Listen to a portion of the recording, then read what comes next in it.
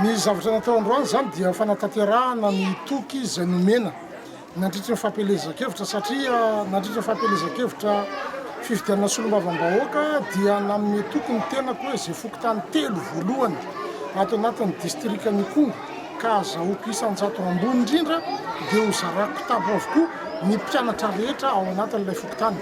Dia rehefa vita moa zany ny fifidianana dia voafaritra ireo fokontany telo voalohany azahoana isan-jato ambony indrindra dia ny fanatanterahana izay no natao androany nizara kitapo sy fitaovam-pianarana ho an'ireo ankizy zanaky ny ray aman-dreny mpifidy atao anatin'ilay fokontany izay nahazahoana salanisa ambony indrindra tao fifidianana solombavam-bahoaka.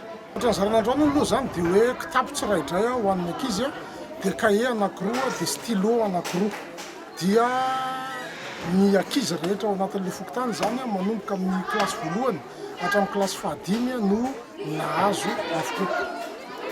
Mety hijanona tsy hoe ny hoe fanampiana tohana ho an'ny mpianatra tahaka izao sa mbola tsy mijanona treo ilay izy fa ny commune 70 dia ahazo avokoa saingy ampahany amin'ny ankizy any amin'ilay fokontany any anatin'ny commune ihany no mahazo fa ny mahazo zato isan-jato zany ilay fokontany anankitelo ato anatin'ny distrika fa ny fokontany ambiny ahazo fa ankizy amin'ny ampahany ihany.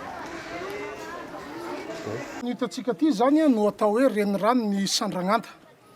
Zay mamakivaky ny tany Beny Kongo Ray Manontolo ary eo indrindra ny olana satria noho ny fisiany ty rano ty zany ary tsy fisiana tetezana eto dia ohatran'ny hoe vaky anankiroa zany ny distrikany Kongo dia lasa misy hoe i Kongo Atsimo sy ny Kongo Avaratra. Dia tadiavin'ny sasany olalovina amin'ny lafiny politika ihany koa zay hoe i Kongo Atsimo sy i Kongo Avaratra zay. Ka ny fanirianay zany amin'ny fitondram-panjakana dia ametrahana tetezana eto amin'ity renirano Sandragnanta ity mba ho ray tsy mivaky zany ny distrikany Kongo. Tsara no mampafantatra fa ity renirano Sandragnanta ty lay midina any amin'ny faritry Manakara any Ambahive ho any zay kristianina rehetra efa mivahiny tany Akarimalaza dia iny renirano Ambahive alohan'ny akatra eo Akarimalaza iny dia tsy iza fa toy an'ity Sandragnanta ty ihany. Tsara marihana fa tsy mbola nisy tetezana mihitsy zany teto fa dia mbola lakana zany ny ampitana hatramin'ny faharazana mandraky ty ny androany. Dia amin'izao fotoana izao moa zany dia misy an'ireto baka ety tanana reto dia misy an'iretsy lakana zay voizina amin'ny tananareo reo zany mampita ny vahoaka amin'ity faritra ty zay ambarako hatrany fa mampisasaka mihitsy ny distrikany Kongo. efa nisy hoe atao hoe fangatahana tany amin'ny fitondram-panjakana ny amin'ny hoe amin'ny tana azy ty. Efa maro ny fangatahana ary mitohy hatrany zany fangatahana zany ary dia mananteny zahay fa mba hisy valiny amin'izay.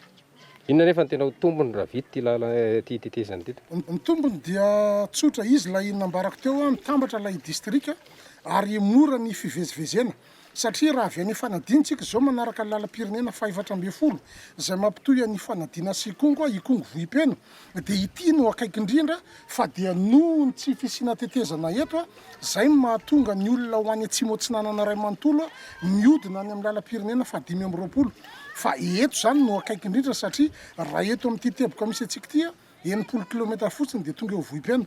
Zany hoe raha olona ho any farafangana zany na Vangaindrano na Fort Dauphin afaka tsy ho ela dia avy eo fanadina mandalo eto Kongo no akaiky indrindra noho ny hoe midina ny Rondro sy mandalo amin'ny Manakara. Firy metra moa zany ny halavan'izy io? Io zany raha tombatombanana dia mety eo amin'ny 100 metatra eo ny fieritreretako azy.